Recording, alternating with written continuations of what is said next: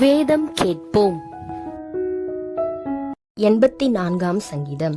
கித்தீத் என்னும் வாத்தியத்தில் வாசிக்க கோராகின் புத்திரரில் உள்ள ராக தலைவனுக்கு ஒப்புவிக்கப்பட்ட சங்கீதம். சேனைகளின் கர்த்தாவே, உமது வாசஸ்தலங்கள் எவ்வளவு இன்பமானவைகள்! என் ஆத்துமா கர்த்தருடைய ஆலய பிரகாரங்களின் மேல் வாஞ்சையும் தவனமுமாயிருக்கிறது. என் இருதயமும் என் மாம்சமும் ஜீவனுள்ள தேவனை நோக்கி கெம்பீர சத்தமிடுகிறது.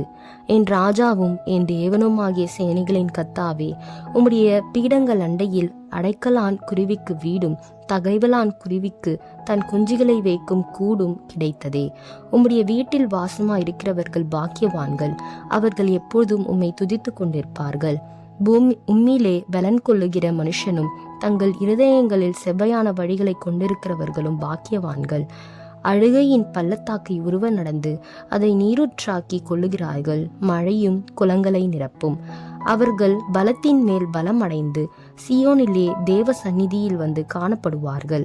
சேனைகளின் தேவனாகிய கர்த்தாவே, என் விண்ணப்பத்தை கேளும். யாக்கோபின் தேவனே, செவிக்கொடும்.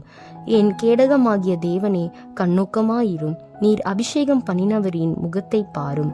1000 நாளை பார்க்கிலும் உமது பிரகாரங்களில் செல்லும் ஒரே நாள் நல்லது.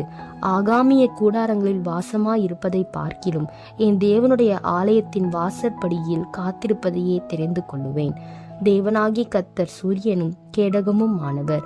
தமது கிருபையையும் மகிமையையும் அருளுவார். உத்தமமாய் நடக்கிறவர்களுக்கு நன்மையை வழங்காதிரார். சேனைகளின் கர்த்தாவே, உம்மை நம்பியிருக்கிற மனுஷன் பாக்கியவான்.